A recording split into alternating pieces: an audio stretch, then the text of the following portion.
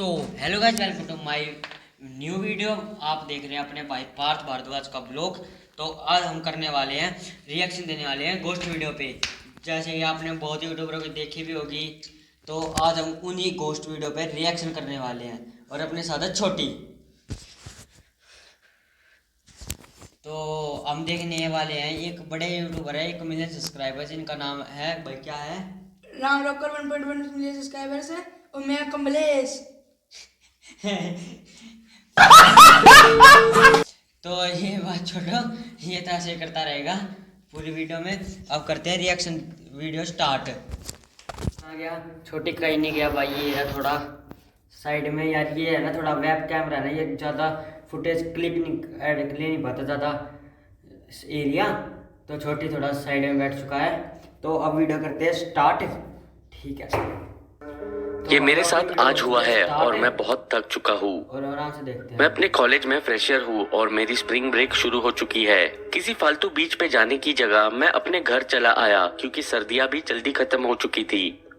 मैं लॉन के खुदाई का पार्ट टाइम जॉब करता हूँ। मैं लॉन खोदने के लिए एक बूढ़ी औरत के घर पहुँचा।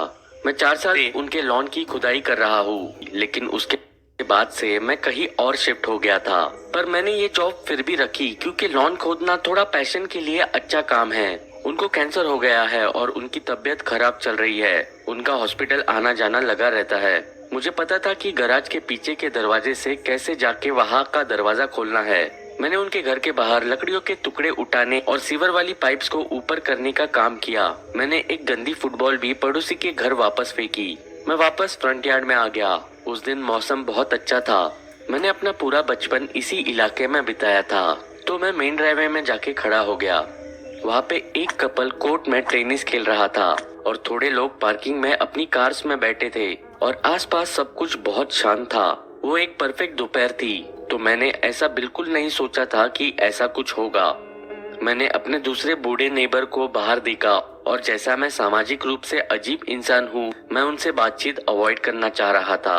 मैंने रस्सी खींची और फिर से मोवर को शुरू कर दिया। अपने हेडफोन्स लगाए और बैकयार्ड खोदना शुरू किया।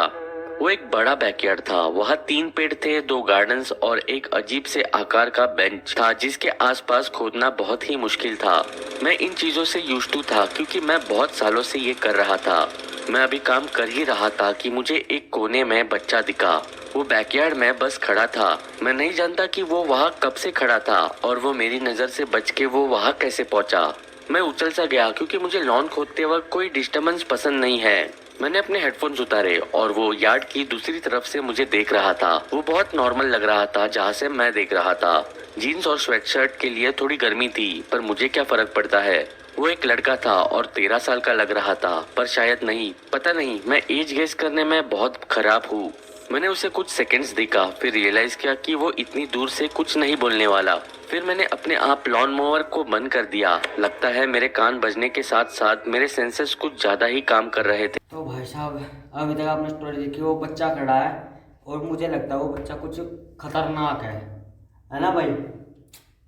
तो भाई सुनो, अगर इस वीडियो पे आते हैं हमारी मदद कर सकते हैं। हमारी? मैंने सोचा एक से ज्यादा है। मेरे पेट में कुछ होने लगा क्योंकि मेरी चाबियां, मेरा वॉलेट और मेरा सेलफोन सब गैरेज में पड़ा था। क्योंकि मैं अपने पॉकेट्स को हल्का करना चाह रहा था, इसीलिए मैंने वो सारी चीजें गैराज में रखी थी। मैं आगे की तरफ गया और वहाँ एक और लड़का था, पहले लड़के से कुछ साल छोटा। उसने अपने पैर भी नहीं हिलाए और वो मुझे घूरता रहा। ऑनेस्टली मुझे फर्क नहीं पड़ा कि वो कैसे खड़ा था या कैसे दिख रहा था। मैंने अपना सामान ढंग से रखा था ताकि कोई ले ना सके। मैं सब कुछ अपने पॉकेट्स में रखने के बाद मुड़ा और एकदम से उछल गया। वो मेरे बहुत पास आ गया और मुझे देखने लगा। तब मैंने देखा कि उनकी बहुत बड़ी काली आंखें थी। मैं बहुत छोटा फील कर रहा था, एकदम मरा हुआ। वो आंखें, उनको देखकर मुझे ऐसे लगा मैं अपने बस में नहीं था जैसे मैंने सोचा था। क्या आप हमारी मदद कर सकते हैं? बड़े लड़के ने फिर से पूछा। हम प्यासे हैं और हमारे पिता जानना चाहते हैं कि हम कहाँ हैं। मेरा सर घूम रहा था। मैंने ऐसी कहानियां पहले सुनी थी और मैं जानता था कि वो क्या चाहते हैं, पर मैं कहीं छुप नहीं सकता था क्योंकि ये मेरा घर नहीं था। सड़क की दूसरी तरफ एक फाउंटेन है और अगर आप चाहे तो मेरा सेलफोन यूज कर सकते हो। मैं ऑलरेडी जानता था वो क्या बोलेंगे। हमें अंदर आने दो। हम सुबह से बाहर हैं और हम बहुत प्यासे हैं। हमें अंदर आने दो। मैंने कहा नहीं। मैं बहुत कोशिश कर रहा था कि उनकी आंखों में ना देखूं। मैं जानता हूँ मुझे नहीं देखना चाहिए, पर मैं और जानना चाहता था। मैं उन्हें और समझना चाहता था, तो मैं छोटे बच्चे की तरफ देखने लगा। उसकी आंखें एकदम काली थी और बिल्कुल भी झपक नहीं रही थी।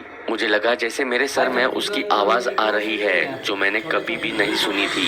ऐसे लग रहा था जैसे मैं अपने से बहक रहा था। मैं उस आवाज से लड़ते हुए पीछे की तरफ जा रहा था। वो बच्चे आगे नहीं बढ़े और उन्होंने कुछ कहा भी नहीं। वो बस घूर रहे थे और मैं एक एक कदम पीछे की तरफ लेके जा रहा था। फाइनली मैं गैराज का दरवाजा बंद करने के बटन के पास पहुंच गया। मुझे उनके पैर दिख रहे थे जब दरवाजा धीरे धीरे बंद हो रहा था। फिर 3 सेकंड्स में अंधेरा हो गया। मैं बहुत फ्री फील कर रहा था कि मैं वहां से निकल चुका था। फिर मैंने रियलाइज किया कि मैं फंस चुका हूँ। मैं उस औरत के घर के मेन डोर तक नहीं जा पा रहा था। तो पूरा तुझे कैसा रिएक्शन है? मुझे भी धक धक हो रहा है। आइए हम इस स्टोरी को पूरा करते हैं आप लोगों के लिए। और इस वीडियो पे हमें चाहिए कम से कम, पिछली वीडियो पे वैसे आपने बहुत सपोर्ट किया, मैंने देखा था, उस पर 20 लाइक, इस पे 20 लाइक ही कर देते हैं। और यार इतने सपोर्ट के लिए आप लोगों का बहुत ज़्यादा शुक्रिया। तो अब वीडियो को आगे स्टार्ट करते हैं। अपना सामान चेक किया जो मैंने लाया था, तभी मैंने रियलाइज किया कि मेरी चाबी जो मुझे अच्छे से याद है कि मैंने अपनी पॉकेट्स में डाली थी, वो मेरे हाथ में थी। कितनी अजीब बात है कि मुझे याद भी नहीं है कि मैंने उन्हें ऑलमोस्ट अपनी चाबियां दे दी थी। ये मेरे लिए कुछ ज्यादा ही हो रहा है। और गैराज का अंधेरा कुछ हेल्प नहीं कर रहा था, तो मैंने दरवाजा खोला और मुझ पर धूप पड़ने लगी। मैं खुश हो गया, पर मुझे पता नहीं कि आगे क्या होने वाला था। मैंने दरवाजा बंद किया और कोने से आगे की तरफ जाने लगा। वहाँ बड़ा लड़का अकेले मेरे रास्ता रोकने लगा। मैंने प्यार से पूछा था, हमें अंदर आने दो। मैं मुड़ा और बैकयार्ड की तरफ जाने लगा। मैंने पीछे मुड़ के देखने की भी नहीं सोची कि अगर वो मेरा पीछा कर रहा है। मैंने पेड़ क्रॉस किए, आगे भागा और मुझे पता था कि छोटा वाला मुझे फिर मिलेगा।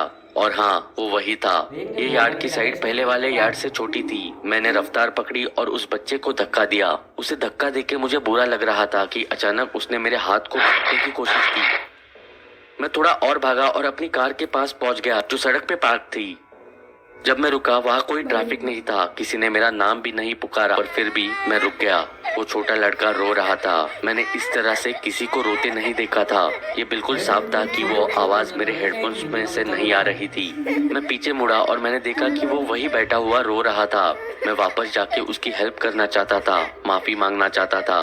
मैं गैराज खोल के उसे अंदर बुलाना चाहता था ताकि वो फोन यूज कर सके। मैं वो सब कुछ करना चाहता था जो मैं उसे हेल्प करने के लिए कर सकता था।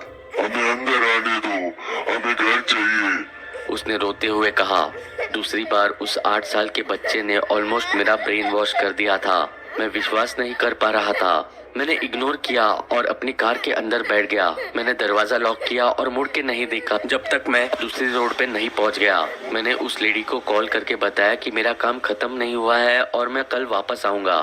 थैंकफुली वो औरत अभी भी घर पे नहीं पहुंची थी और मुझे पता नहीं अगर वो पहुंची तो क्या होगा, और मैं कल वहां पे जाने भी वाला हूँ या नहीं, मुझे बिल्कुल पता नहीं।